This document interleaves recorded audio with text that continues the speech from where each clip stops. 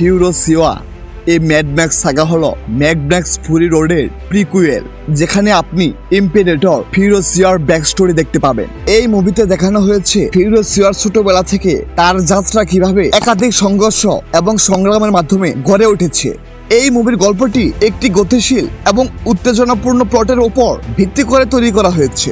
George Miller তার চিরচাহিত দুর্দান্ত কাহিনী বিন্যাস এবং নির্মাণশৈলী বজায় রেখেছেন, যা দর্শকদের মুভির প্রতিটি মুহূর্তে ধরে রাখে। হলিউডের আর 10টি অ্যাকশন মুভির সাথে তুলনায় গেলে এই সিনেমার অ্যাকশনগুলো ছিল পুরোই টপ নচ।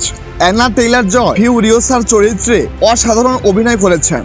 তার প্রজ্জ্বলতা এবং দৃঢ়তা চরিত্রটির গভীরতা ও জটিলতা প্রদর্শন করেছে। তবে সিনেমার সবচেয়ে বড় প্লাস পয়েন্ট হলো ক্রিস হেমসওয়ার্থ। এই মুভিতে তিনি পুরোটাই ফাটিয়ে দিয়েছেন, তবে তার লুক, গেটআপ, ডায়লগ ডেলিভারিগুলো ছিল জাস্ট বুম।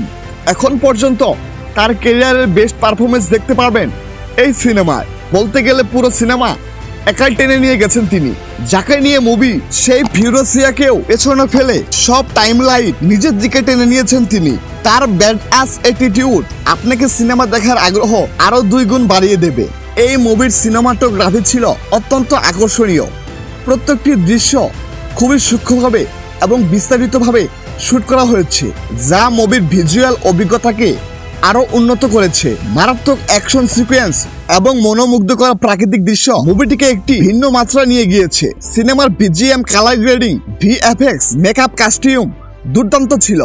এসব ব্যাপারে পরিচালক জর্জ মিলার কোনো কমতি রাখেননি। মুভির সঙ্গীত এবং সাউন্ডট্র্যাক প্লটের সাথে অত্যন্ত সামঞ্জস্যপূর্ণ ছিল। জাঙ্কি এক্সেল তার সাউন্ডস্কেপের মাধ্যমে প্রত্যেকটি দৃশ্যে উত্তেজনা এবং আবেগ যোগ করেছেন, যা মুভির পরিবেশকে আরো প্রাণবন্ত করেছে।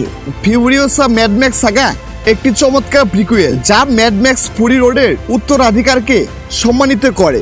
এটি একটি মহাকাব্যিক অ্যাডভেঞ্চার মুভি, যা ভক্ত এবং নতুন দর্শকদের সমানভাবে মুগ্ধ করবে। ফিউরিওসার গভীরতর চরিত্রায়ন, শক্তিশালী পারফরম্যান্স এবং চোখ ধাঁধানো ভিজুয়াল অভিজ্ঞতা এই মুভিকে একটি মাইল ফলকে নিয়ে গিয়েছে। পরিশেষে বলতে চাই, এই মুভিটি উপভোগ করার মতো।